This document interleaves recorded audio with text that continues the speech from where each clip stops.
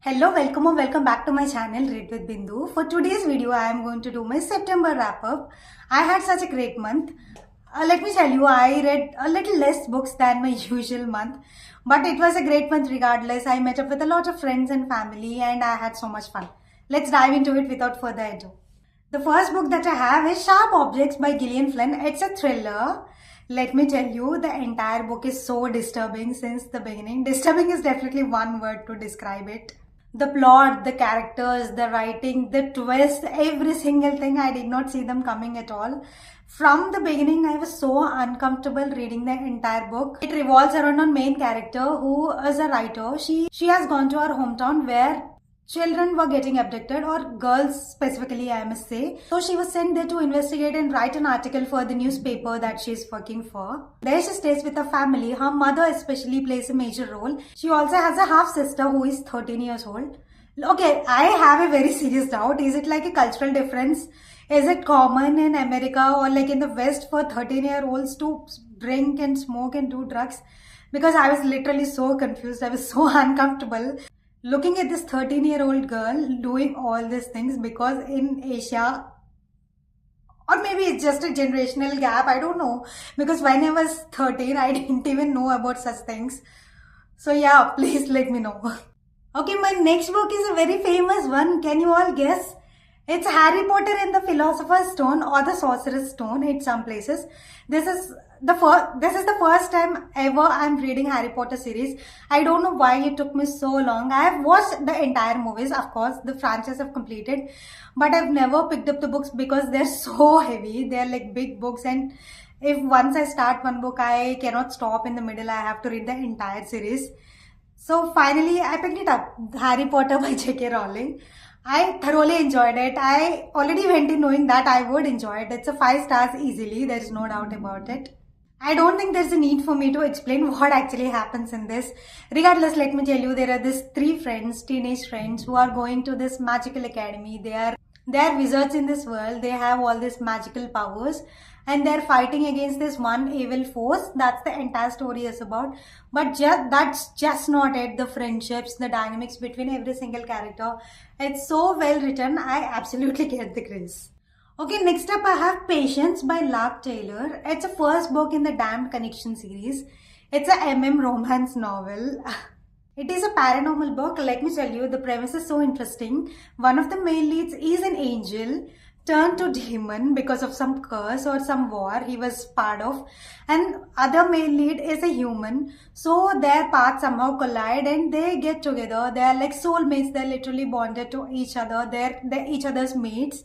That's the entire story is about. But suddenly there is this war which takes place, and the male lead, who is a human, is about to die. Then our angel lead makes a deal with one of the other angels where the human is protected. He is sent to the world. They have to be separated for a few years. During the separation, the human wouldn't remember who this angel is. But finally, their paths collide again after so many years, hundreds of years even. Then the lead doesn't remember him, but he somehow makes him fall in love with him. That's the entire story is about. It's so interesting. I enjoyed it very much. I gave it 4 stars. Next up, I have Days at the Morisaki Bookshop by Satoshi Yagisawa. It is a Japanese book. Japanese books are something else only, let me tell you. It is about our female lead, who is a woman working at a bookstore of her uncle. Her uncle owns this bookstore, which is like a heritage in the family. It has been coming down since many years through generations. Her uncle is literally obsessed with the bookstore. He wouldn't get away from the store. Every single day opens it without any leave. She's kind of a student, or has her other job also, but she works there part-time. Whenever she has free time, she works there. I do not know what else to tell without giving any spoilers, but the entire book is so soothing and calm. It's just so peaceful. It literally has those Japanese literature vibes. If you're someone who loves Japanese books, you definitely have to check this out. Next up, I have Elena Knows by Claudia Pinheiro. In this book, we have this elderly woman whose daughter committed suicide. But the mother doesn't believe, she refuses to believe that her daughter would do such a thing. She is like, the police needs to investigate more. There's clearly something missing here. So she takes up the case in her own hands. She kinds of tries to investigate like whoever, all the people that her daughter has a feud with or that her daughter was in contact with before her death. More than this mystery or thriller element, there are a lot of ethical dilemmas that are posed in this book. There are a lot of psychological issues also that the characters are facing with. It also talks about aging parents and the parents who are dealing with disabilities. The elderly woman in this book has Parkinson's disease, and there are so many descriptions of how the disease slowly takes over her body. And let me tell you, it's so scary. It got me so scared. Like, oh my god, I'm going to tear up, because somehow, someday or the other, all of us are going to end up that way. When we are old age, when we are so withered and like we cannot take care of ourselves, we will be so dependent on other people, not just physically, emotionally and mentally also. It just made me realize, what if I'm in her position someday, to the point that I cannot even move my hand, let's say that I cannot even do the basic functions of day-to-day life, like let's say putting on clothes, eating properly, or going to the washroom even. Like, oh my god, it's scary. The life just takes an entire cycle to when we were babies, in the baby stage where we couldn't take care of ourselves. Our parents used to take care of when our parents used to take care of us, and then we get old and our children take care of us, or like we are put in some care. It's just scary to me. Not just that, it made me think of so many things, like about the people who take care of caregivers, I must say. If someone in your family or friends are disabled, or they have some kind of illness which needs constant care, the caregivers often forget about their own health. They're so overwhelmed constantly, both physically and mentally, by the constant care that they need to give to their loved ones, that they forget to take care of themselves. They forget about their own physical health and mental health also. So let's say someone in this particular situation is committing suicide, they're taking their own life because they're so overwhelmed by it. On one side, I can understand that they feel like they don't have anyone else to talk to, they don't have any other situation, they don't have an out of this situation, so they feel like this is the ultimate solution. But on the other hand, once you're no more, the person who is dependent on you, their life becomes even worse. Like, they were completely dependent on you all this time. Now without you, their life is even more impossible. How can they keep going without your support and love? Doesn't it seem like selfish or anything? I know I'm talking from a place of privilege, who is not in such a situation, or from a place of not having enough knowledge about such situations, but it's just made me think of all the scenarios and made me realize, like, and made me think, like, what is the perfect solution in this situation? There is no perfect situation. Everyone is going through their own battles. This is a short book, even, I must say, but it made me think of so many things for so many days. I was constantly thinking of this book and constantly making up fake scenarios and thinking, what would I do if I were in that position? Okay, next up I have Throne of Glass by Sarah J Maas. It is such a hyped up book, but it did not live up to the hype for me. I gave it 3 stars. I wouldn't say it's bad or anything. It's just average. It was very mediocre for me. There are like thousands of books with the same premise or the similar plot or the similar scenes happening, I felt. So we have a female lead who is an assassin. She is imprisoned in this kingdom. She is given a chance by the prince of this kingdom. Like, she has to fight in a competition with a lot of others. If she succeeds in this competition, she would be freed from the prison. That's the story. It is an interesting premise, but the entire writing and the plot was very mediocre for me. Next up, I have Empire of Desire by Reena Kent. I have tried one more Reena Kent book, and let me tell you, I did not like it.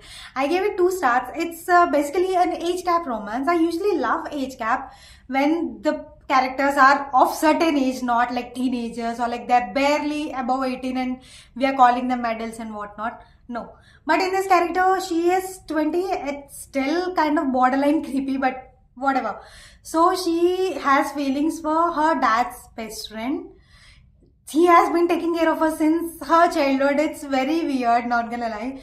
But it made sense at certain points, the kind of connection and the attraction they have for each other. But there are a lot of repetitions in this entire book. Reena Kent has like one similar formula which she copy pastes in every single book. And what's the obsession with the gods, Reena Kent? Even in this book, the male lead is like, I'm God, I'm God, I'm a God. I'm done with this God bullshit, not gonna lie. By the end, the book was dragged too much. I was thinking the entire time, when will this misery end? Okay, next up I have The Women in White by Wilkie Collins. It is a gothic mystery classic. Like I've said in my previous month, I'm going to pick up one classic in every single month because I do enjoy classics very much. For this month, I've read this book. I was buddy reading this book along with Tales of SPB, just like similar month. Please follow him on Instagram. He is awesome and he gives such great recommendations. So in this book, we have our male lead who is an artist. He goes to this house. He is a painter. He gets a job offer from this house where there are two women, two sisters who wants to learn art. So he goes to their house to teach them painting. That's the premise. So what's happening after that? What are all? It has a lot of mystery elements also. It has kind of very gothic elements which I really love. If you're someone who is into that, you might like it. I gave this book 4 stars because you know what? It was read at certain places just like any other classics. The other day I was looking at the meme where, if you remember that Mr. Bean meme where he's like constantly looking at his watch in the field. The caption was written, I'm reading a classic and the author has been describing the same tree for 40 pages. And I was like, I feel you. That's how I felt the entire time while I was reading this book. Next up, I have read Keeping 13 by Chloe Walsh. It's the second book in the Binding 13 series. It's kind of addictive to read. It's very fun and light read, but the writing is kind of juvenile and boring at times. That's the only complaint I have. Otherwise, it's a fun read. I give it 3 stars.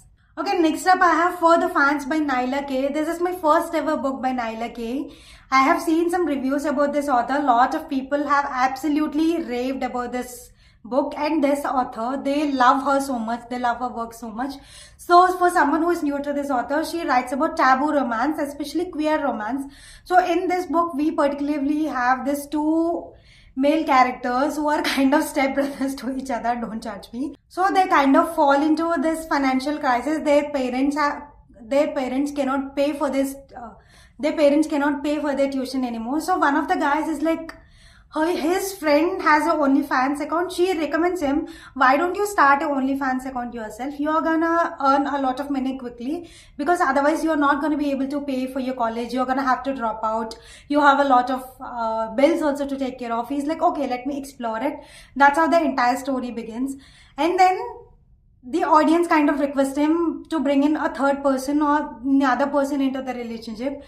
They kind of talk to a lot of other guys, but they are not interested. And then he's like, okay, let me ask my stepbrother, maybe if he's interested. I'm like, why would that thought even come into your brain? It's so weird. It's just get out of here, dude. Like, you, just you. But if you forget that one particular fact, which is a very big fact, the entire book is very enjoyable, not gonna lie. I feel guilty even admitting this. But I gave it 3 stars. It would have even been 4 stars if not for the boring repetitions. At times it's just one of our main lead's name is Kyron. Kyron just playing football, them having sex, and later he just freaks out like, oh no, why do I have feelings for a guy? I'm straight. I have feelings for girls. I'm straight. Dude, it gets so repetitive and so boring at particular times. But otherwise I enjoy the book. Yeah, that's all I have for this month's wrap up. There are a couple of other books also which I'm in the middle of, but I couldn't finish them. Hopefully, I will talk about them in the next month's wrap up. Let me know in the comments below if you have read any of these books. Please do not forget to like and subscribe. See you in the next one. Bye bye. She was sent there to write an. There she stays with a lot. The other day I was looking at a meme where the guy.